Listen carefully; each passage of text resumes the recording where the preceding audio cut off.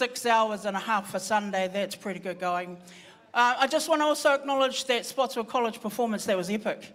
Nō reira e te whānau anei, ko te kapahaka o Whaitara. Haere mai.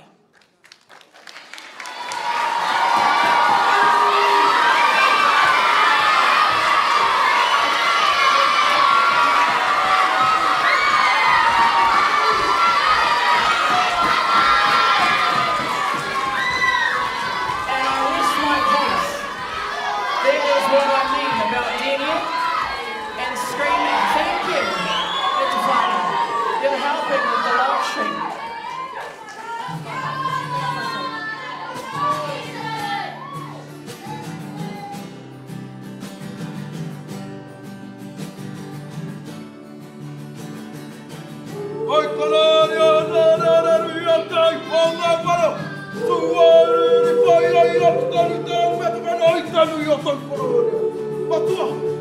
Tuarua,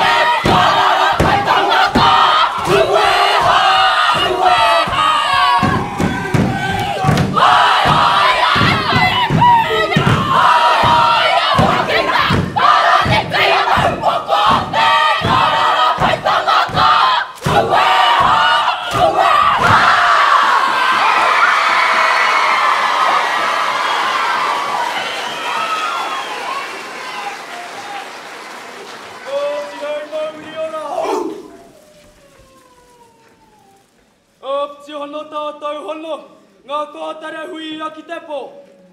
O piti hono, tātou tahungaura ki te o Marama. E tangi tonu ana te iwi Māori ki tō tātou kingi. Kingi tūhai te o pōtatau te wharawhara te tuapetu. E aki ki te wauni o te rangi ki tō whare ka hui arikinui. E ora ki te kuini Māori, te arikinui. Kuini ngā wai hono i te pōtatau te wharawhara te tuawaru. Ka koe nei e whakakānuhi i tō mātua.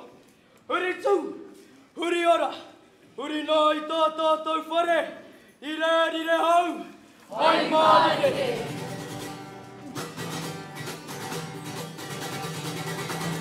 Rire hau, hai Māori. Huri hau!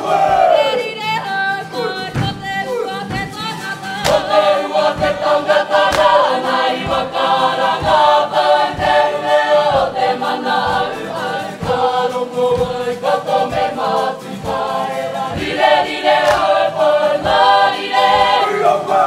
Rire hau, hai Māori. Ka mihi o te ua nau mai e waki. Pare a kene ko tāpi a koe. Ko te kimi ke runga ke i raro poro kusi. Rire hau, hai Māori. Rire hau, hai Māori. Te kuku o tō pēo.